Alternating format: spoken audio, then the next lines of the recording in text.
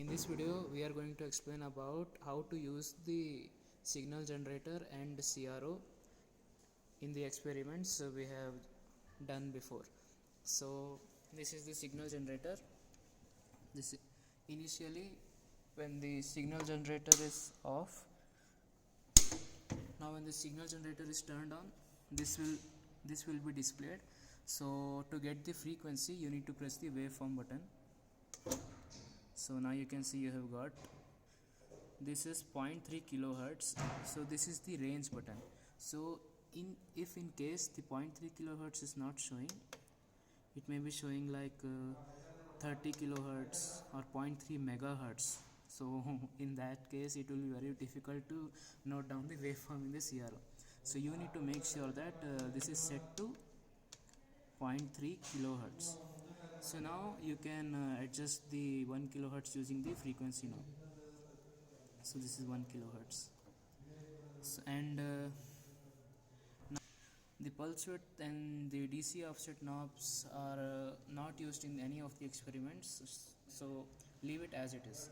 So as you can see, if I vary the frequency here, you can see in this CRO that the frequency can be seen, the change in the frequency can be seen in the CRO.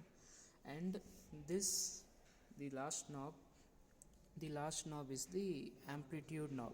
So using this knob you can adjust the amplitude of the wave. So you can see this for calculating peak to peak voltages and all, you can use the amplitude knob to keep the V peak to peak. So using the amplitude you can vary the peak of the wave, and using the frequency you can vary the number of waves per second. So here if you press the waveform button again, you can see this is the square waveform. You can see in the signal generator it's showing square. This is the square waveform. Now if you again press it, this is the triangular waveform. This is pulse, and again this is the sine wave, normal sine wave. Now I will show you how to use the CRO.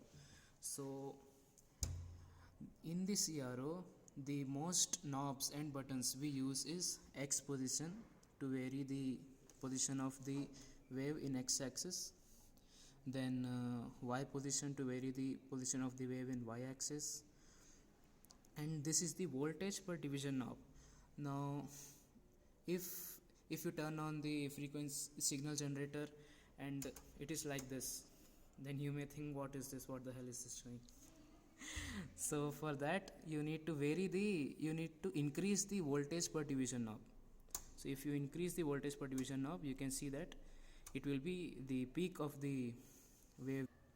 So by increasing the voltage per division knob, the peak of the wave can be decreased. So as you can see it's in 2. If I keep it in 5, you can see the peak has been reduced. So if it is in 2, then calculate the number of boxes into 2, that will be the voltage. So here you can see it's exactly 2 boxes, so which is the one division is 0.2, so 2 boxes will be 2, so 2 into 2 is 4 volts. So now we are getting 4 volts peak input and 8 volts peak to peak input. So initially the wave will not be set in the ground, it will not be set properly, so press the ground button. So now you can see, you should make sure that after pressing the ground button, the line should be on the x-axis. At times it may be here or here, so you need to make sure that it coincides with the x-axis. Now it has coincided with the x-axis, then release the ground button. And this is the time per division knob. So time per division knob works same as the frequency knob in the signal generator. If you increase the time per division knob, you can see that frequency has increased. See, so if you decrease the time per division knob, and while performing the experiment, you need to make sure that all these buttons should be in off position, means they should be out, not in. All this one, all these buttons should be out. This is the XY button. So in the clipping and clamping, the transfer characteristics can be obtained by pressing the XY button.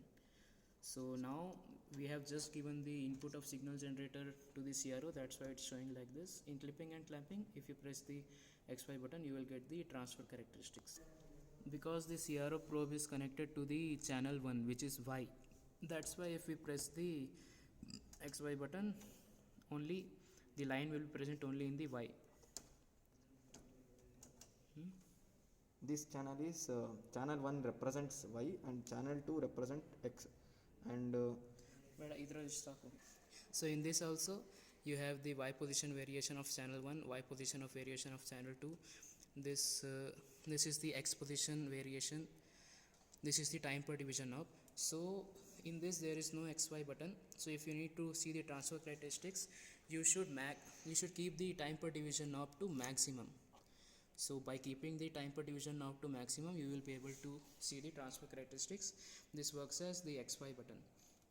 So this is the same volt per division knob of channel 1. This is volt per division knob of channel 2. This is the AC, ground and DC. In the new CRO, if the button is outside, it will be AC, and if the button is pressed, it will be DC.